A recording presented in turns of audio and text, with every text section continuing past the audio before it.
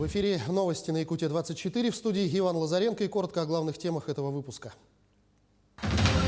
Традиционный объезд главы города Евгения Григорьева проходит сегодня. Каким объектам уделено особое внимание? В Молдавском районе появится современный горнолыжный курорт. На месте с рабочим визитом побывал зампред правительства Сергей Местников. Новые рекорды Ларисы Троевой, однако не обошлось и без нештатных ситуаций.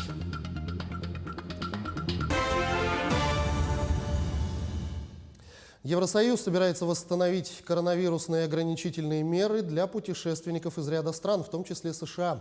В частности, приезжающие должны будут соблюдать карантин и предоставить негативный тест на COVID-19.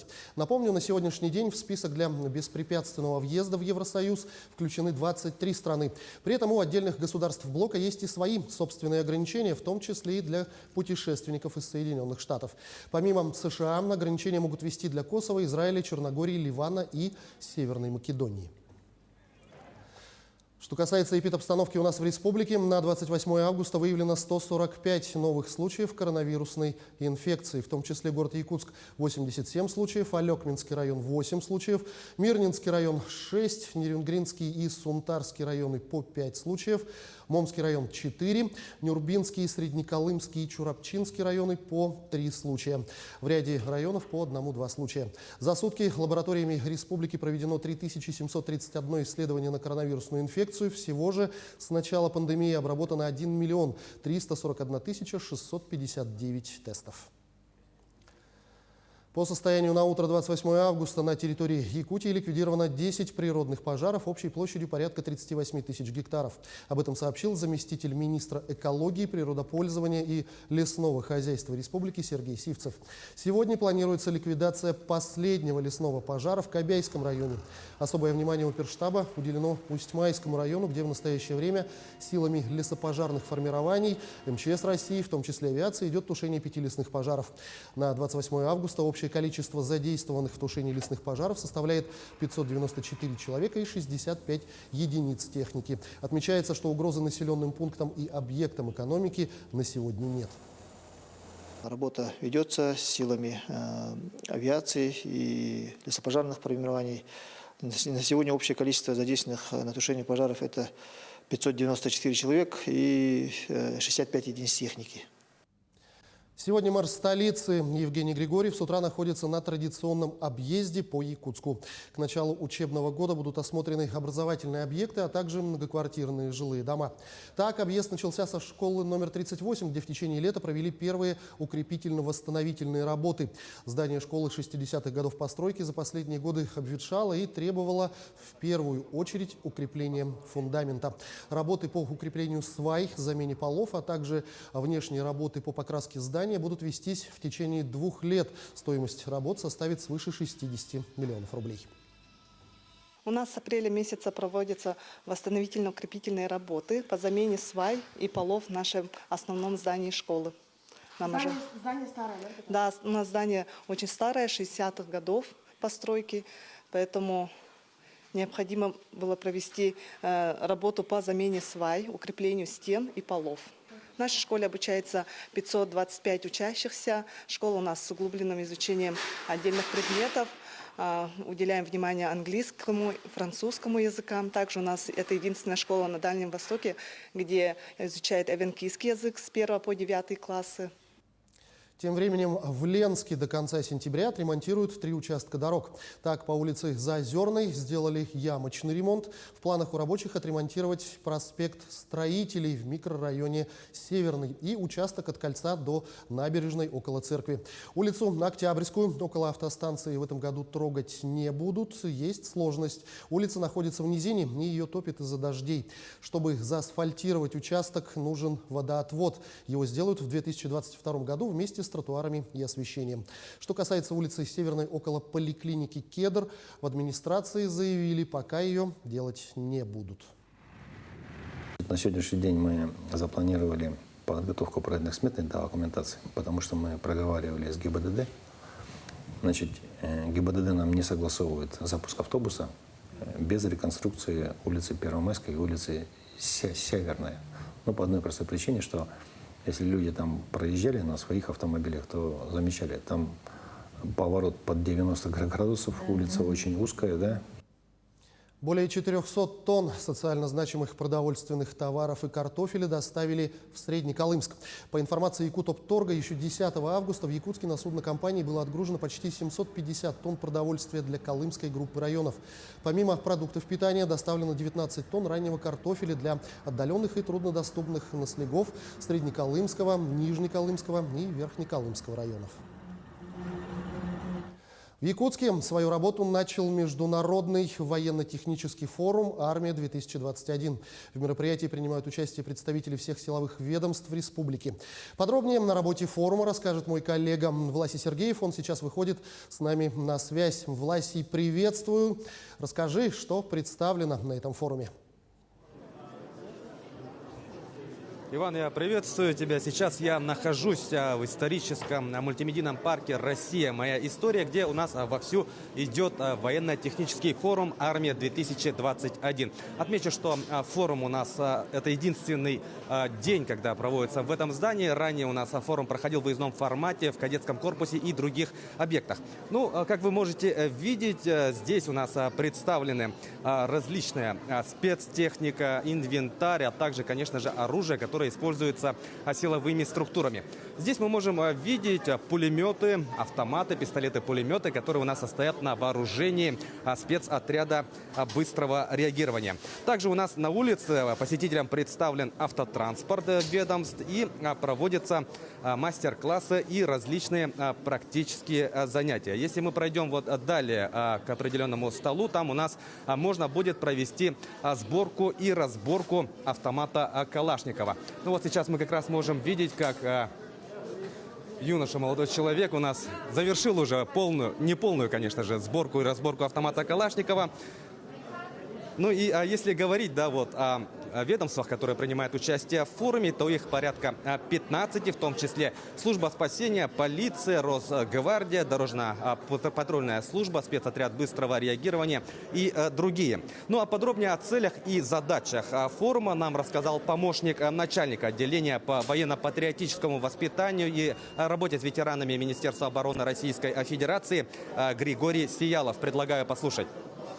Международный военно-технический форум направлен на развитие, расширение, получается, имиджа Вооруженных сил Российской Федерации, также силовых структур.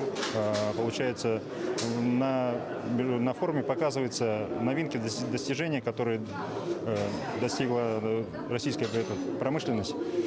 Данный форум, он большой, он по всей территории Российской Федерации. Нам, конечно, сложнее, так как у нас нет воинских частей на территории республики. Но все дружно мы, как говорится, сделали этот форум. Сделали выставку техники, вооружения. И также у нас работают здесь кадровые службы.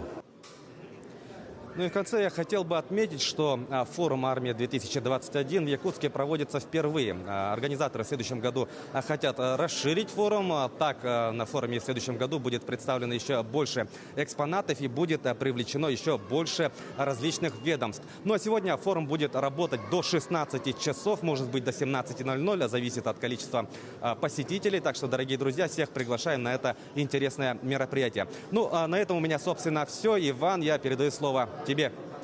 Власий, благодарю тебя. Напомню, на прямой связи с нашей студией с Международного военно-технического форума «Армия-2021» был наш корреспондент Власий Сергеев. Ну и к другим темам. В Алданском районе появится современный горнолыжный курорт. Разместится он на старой горнолыжной базе в районе поселка Лебединый. Именно оттуда начал свой рабочий визит заместитель председателя правительства Сергей Местников. За работой зампреда наблюдали наши алданские коллеги. Алданские горы славятся своей красотой и возвышенностью, особенно на лебединских спусках, где в наследие с советских времен существует горнолыжная база. Разговоры о ее расширении ведутся не один десяток лет, и вот перешли к делу. Свой рабочий визит в Алданский район зампред правительства Сергей Местников начал с посещения Лебединских гор, где по планам должен вырасти горнолыжный курорт с современной инфраструктурой и трассами. Ну, на сегодня уже есть распоряжение правительства Республики Саха-Якутия о создании рабочей группы по разработке концепции развития горнолыжного спорта в Южной Якутии, именно в Алданском районе, в поселке Лебединый. Сегодня мы концепцию утвердили, сегодня ведем изыскание, ведем работы с потенциальными инвесторами. Есть серьезная рабочая группа. Ну, мы считаем, что это проект, который очень эффективный и необходимый и нужный не только республике, но и стране.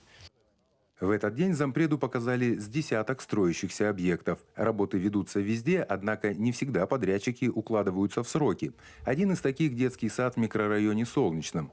Сдача объекта назначена на конец этого года, здание выведено под крышу, но есть небольшое отставание, на которое указал Сергей Местников. Да, есть определенное отставание, но оно не критичное. На самом деле есть беспокойство потом по благоустройству и по завершению теплового контура. Если мы этот барьер преодолеем в течение буквально 1 месяца, сентября, мы тогда успеем его в декабре завершить и сдать в эксплуатацию. Долгострой, которому исполнилось 10 лет с момента начала реконструкции, спортивно-оздоровительный комплекс с бассейном «Энергетик» должны сдать в сентябре этого года. Сроки сдвигались неоднократно, даже в текущем году. По всей видимости, подрядчики вновь не поспевают, что явно возмутило зампреда. Мы договорились, что служба госзаказчика, который является заказчиком этого объекта, в среду сюда приедет, работает на постоянный контроль. И с утра до вечера вместе с подрядчиками будет красить, клеить и убирать. Пока не завершит объект, не уедет отсюда. Потому что мы 15 сентября должны запускать сюда объект людей. И объект должен заработать наконец. В целом, подводя итоги поездки, Местников отметил, что Алданский район динамично развивается, а строящиеся и будущие объекты послужат на благо алданцев и жителей всей республики. Руслан Павлов, Георгий Баранов, Александр Лукин, Алдан. Российские спортсмены завоевали 9 медалей в 3-й соревновательный день Паралимпийских игр в Токио. Обладателями наград высшего достоинства стали пловчиха Валерия Шабалина и легкоатлет Альберт Хинчагов, а также мужская сборная по фехтованию в командном первенстве. Серебряные награды на счету пловчихи Дарьи Пикаловой и легкоатлета Андрея Вдовина. Бронзовые медали в копилку команды принесли пловец Вячеслав Емельянцев, дзюдоистки Виктория Потопова и Олеся Степанюк, а также женская сборная по фехтованию. По итогам 3 дней игр россияне остаются на 3-м месте медального зачета, имея в активе 9 золотых, 7 серебряных и 10 бронзовых наград. Лидирует команда Китая. На 2-м месте идет сборная Великобритании.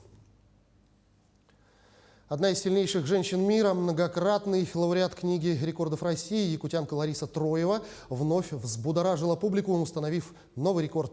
В подмосковном аэродроме Новинки по ее брюшному прессу одновременно проехали сначала мотоцикл, автомобиль, а затем и самолет. Не обошлось и без нештатных ситуаций. Как это было, смотрите в материале Айсены Бурнашовой. Туфли на каблучке, блестящий топ и красный кожаный костюм. Под восторженные возгласы собравшихся хрупкая на вид женщина-сталь Лариса Троева бросает вызов тяжеловесной технике. Первым в очереди стоит мотоцикл. Почти под 10 километров в час железный конь весом 250 килограммов, а с байкером все 340, благополучно совершает переезд.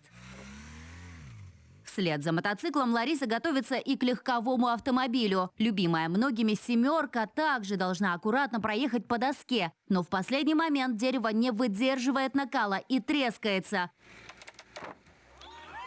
Спустя несколько секунд рекордсменка самостоятельно поднимается и подходит к публике.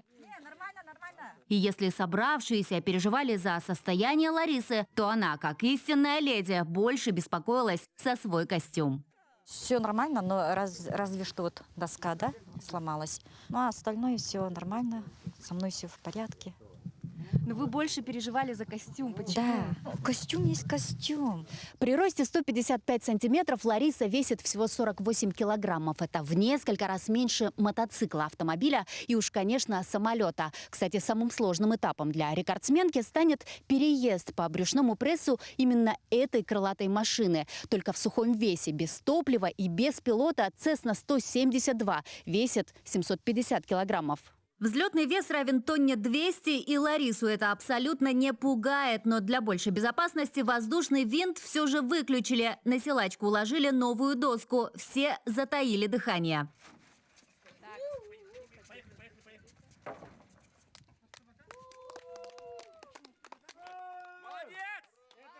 У меня мечта была такая, что именно за раз мотоцикл, машина и самолет или вертолет. Но вот сегодня получилось. Сила духа – это самое главное. И правильное дыхание. До якутянки такого еще никто не проделывал. Впервые одновременно по брюшному прессу проехал мотоцикл, автомобиль, а затем самолет. Троева уже давно пылает страстью к транспортным средствам. Например, в 2010-м в Лужниках ее 100 раз переехал мотоцикл. Годом позже в Якутске она установила мировой рекорд, протащив на своих волосах трехпалубный теплоход «Демьян Бедный». На этом Лариса, конечно, не останавливается. Женщина-сталь уже засматривается на самолет большего веса и хочет создать свое экстремальное шоу. 56 августа мне исполнилось. Я не хочу афишировать, да, я не хочу справлять юбилей. Я хочу показать этим человеческие возможности, женские, что мы можем. Айсена Бурнашова, Виктор Олесов, Московская область. Сегодня в Выборге состоится мировая премьера фильма «Вертолет» якутского режиссера Михаила Лукачевского. Драма вошла в конкурс игрового кино 29-го фестиваля «Окно в Европу». «Вертолет» рассказывает о семье с младенцем, которая навещает пожилых родителей, живущих в труднодоступном северном поселке. Внезапно их ребенок заболевает дизентерией. В поселке нет необходимых лекарств. Телефонную линию оборвало, на дороге размыло весенним половодьем. Молодой отец решает самостоятельно добраться до райцентра, чтобы вызвать санрейс, но путь предстоит долгий и опасный. «Окно в Европу» – это старейший национальный кинофестиваль России, одно из самых авторитетных мероприятий страны в сфере киноиндустрии. На этом пока вся информация. На развитие событий смотрите в наших следующих выпусках. До встречи в эфире.